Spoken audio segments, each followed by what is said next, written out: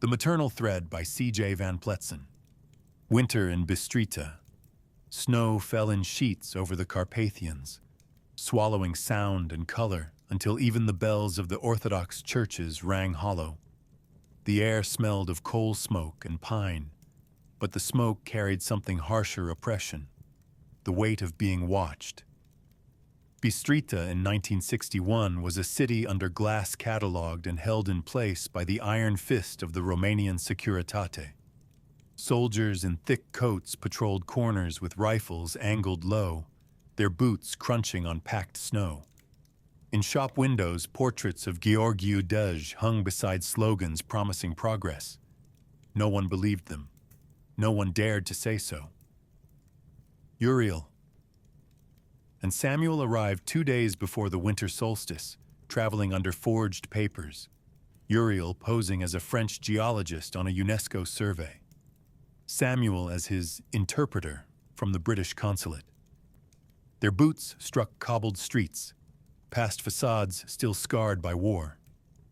Locals didn't linger. Eyes slid away from strangers like water off stone. They knew they were being watched. Not just by the Securitate. The KGB had its own quiet presence here, stationed in the Hotel Coroana, their black Volga sedans lined in perfect angles in the snow. And another shadow lingered, tall, broad, his gait unmistakably legion. Renard, the hidden chapel. The chapel Uri'el's packet had named was barely more than a skeleton, set outside the crumbling city walls where moss crept over stone, and the road thinned into mud. Its wooden frame leaned with age, paint long stripped by rain until the boards showed the pallor of bone. The bell above the warped doorframe bore a fracture down its flank, yet still it tolled at dawn, and dusk, a stubborn heart refusing silence, as if some covenant bound it to ring until the last soul departed the valley. Uri'el stood before it, hand hovering on the latch. Samuel shifted behind him, eyes narrowed at the mist that hung low across the fields. "Doesn't look like much of a sanctuary," he muttered. "Uri'el chose it," Uri'el answered. That was enough. The prophet's fingerprints lingered in such unlikely places, not because they were strong, but because they endured. Inside, the air smelled of wax and damp stone. Shadows clung to the rafters like forgotten saints. Father Gheorghe moved with the slowness of one who bore centuries inside fragile flesh. His cassock was patched at the elbows, his hair thin as winter grass. Yet when he poured the wine, his hands steadied. And when his gaze rose to the intruders, his eyes sharpened into steel. Uri'el placed the ash glyph upon the altar, an etched fragment, blackened at the edges, its lines humming faintly as if it had been torn from a living fire. "You are late," Gheorghe said in accented French, his voice creaking like the chapel timbers. Uri'el did not flinch. "Uri'el is dead." The words were stones dropped into water. The silence that followed was the rippling shock. The priest closed his eyes, a shadow of grief hollowing his lined face. His lips moved in a prayer so old the syllables tasted like dust. At last he inclined his head once, the motion heavy with centuries. "Then you are the one who remembers," he said. From a recess beneath the altar, hidden behind the rot of wood and the dust of relics, Gheorghe withdrew a bronze medallion. Its surface was worn, yet the engraving burned clear. A sunwheel encircled by the double-headed eagle, older than the chapel, older than the city, perhaps older than Rome. Upon the reverse, faint etchings scored the metal like scars, the coordinates of a place that had outlasted empires. "The Rodna Mountains," the priest whispered, voice lowered to reverence and dread. "This is where they hid the first table. But remember," his gaze fixed on Uri'el, trembling yet fierce, "the mountains keep what they are given." Uri'el received the medallion as one might hold a sacrament, cold in the hand, yet beneath the bronze pulsed a warmth that was not of this world, as though the relic remembered where it had been buried and longed to return.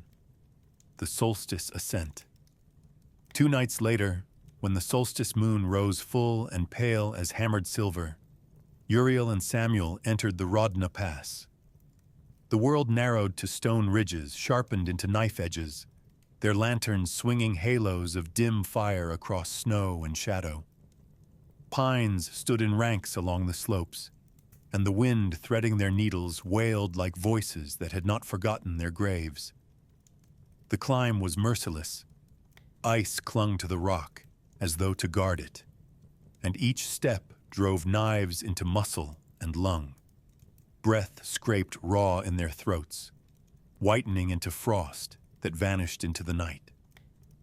Still they pressed on, for in Uriel's palm the medallion burned faintly, not with heat, but with direction, a pulse like a heartbeat, drawing them deeper into the mountain's hollowed veins. They walked for hours without speech, the rhythm of their ascent its own liturgy.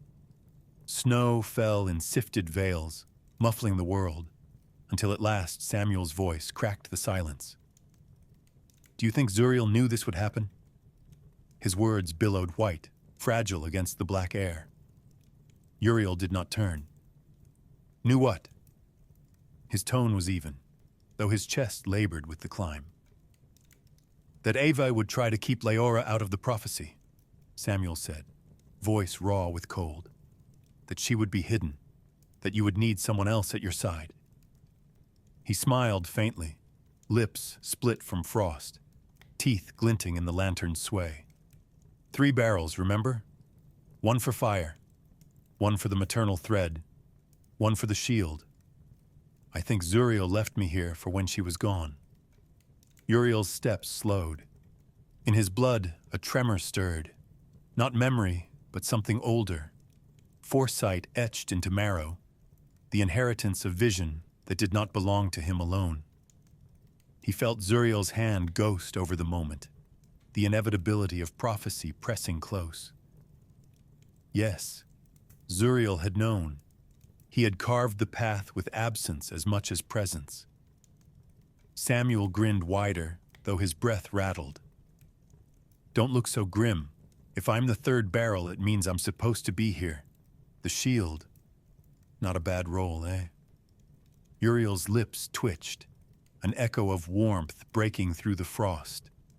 And for once, laughter rose between them, not loud, not defiant, but sharp and brief as flint striking stone.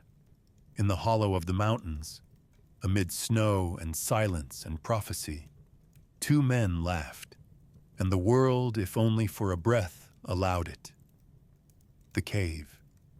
At the mouth of the cave, a pulse of firelight flickered against stone, trembling like a candle set in the lungs of the mountain. Snow slid from the overhang in thin veils, hissing into the embers that licked at the threshold. Beyond lay darkness, a darkness that did not wait, but beckoned, as though the mountain itself breathed through that narrow throat. And from that breathing dark, Renard stepped. The rifle was cradled in his arms as though it were both weapon and relic, its barrel glinting with frost. His breath misted in plumes, curling like incense smoke in a ruined temple. His pale eyes, carved from winter, glowed not only with hunger, but with a kind of reverence obsession that had hardened into faith. Faith in conquest. Faith in the old oaths of legion. "Schmidt," he said softly, the syllables rasping like bone over stone. "You're chasing a ghost that doesn't belong to you." Uriel did not move. He let the word fall between them. Schmidt Zuriel's mask, his shadow, his inheritance, a name soaked in legion ash. He had carried it long enough that it no longer burned. He met Renard's stare with quiet fire. It belongs to the one who carries it.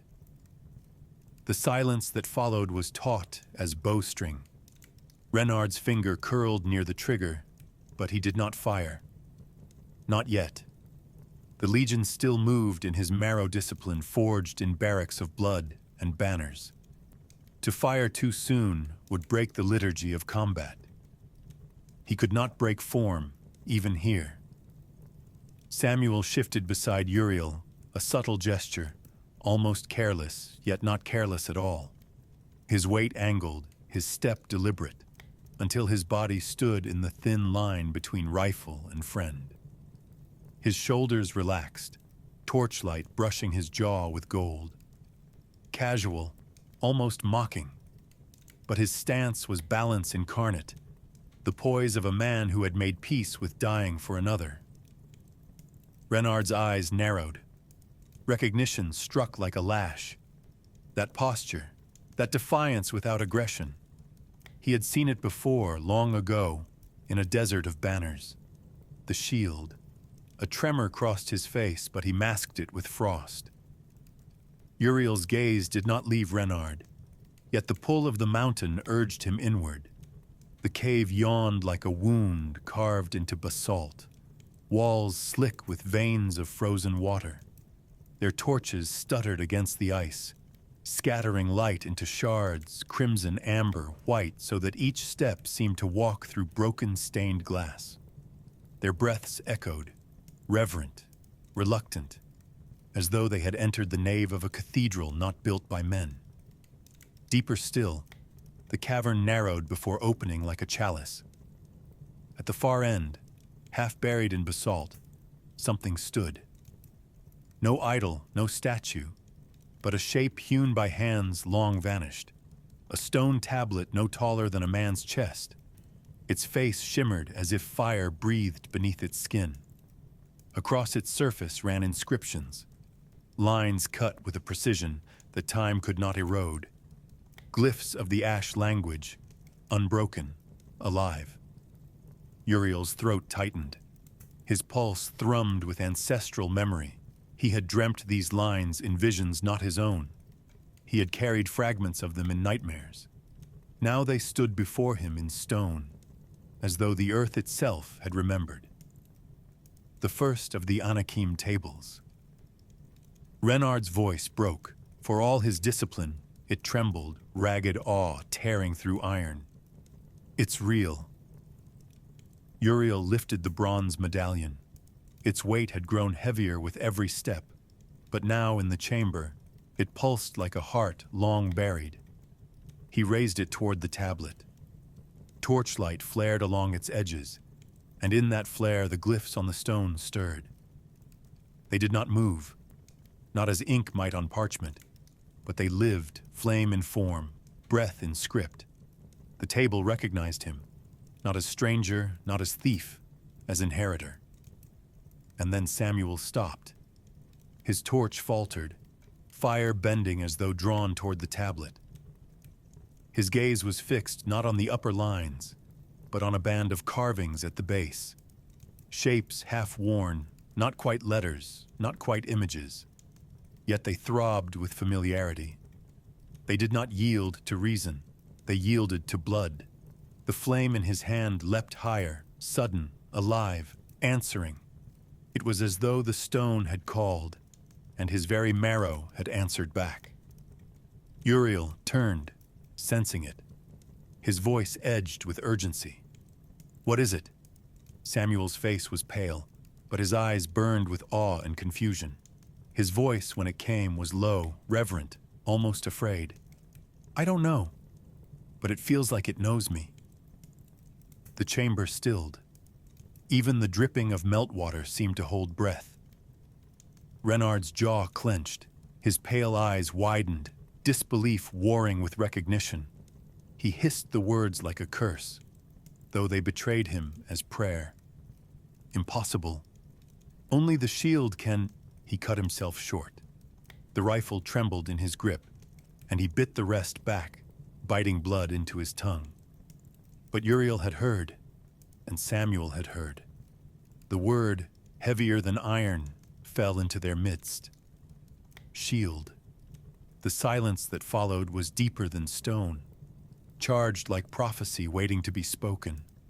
The cave itself seemed to listen.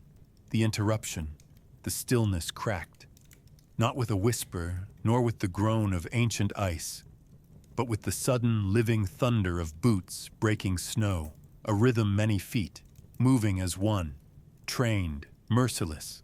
The sound rolled down the mountainside like an avalanche of flesh and iron, and then, slicing through the dark, the metallic hymn of rifles cocking in unison. Torchlight spilled across the cave mouth, multiplied into dozens of flaring halos. The fire beat back the night, painting jagged shadows over stone, over frost, over the waiting figures within.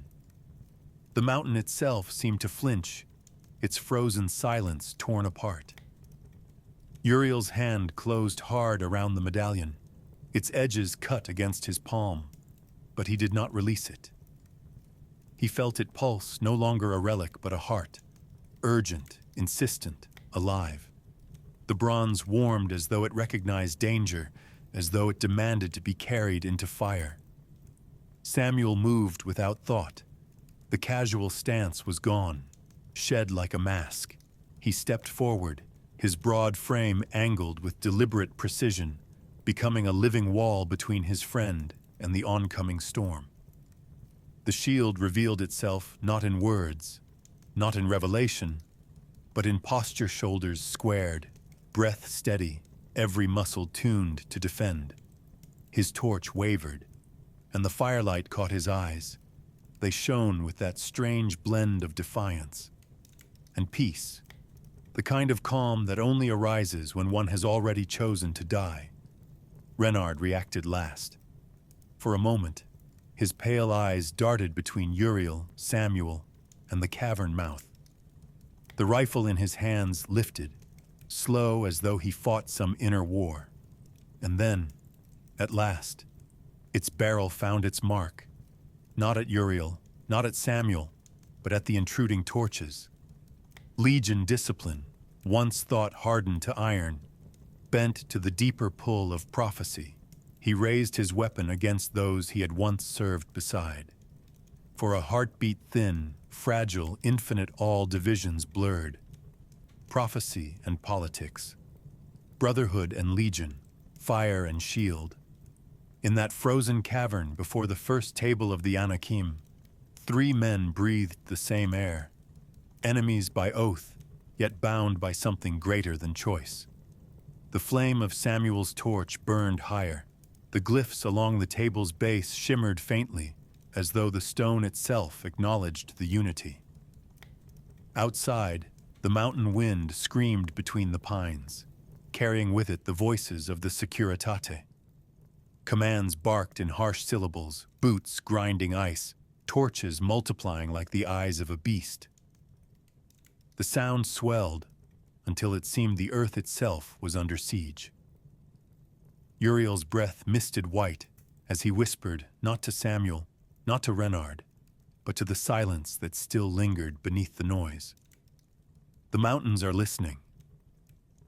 And in that moment, it seemed true.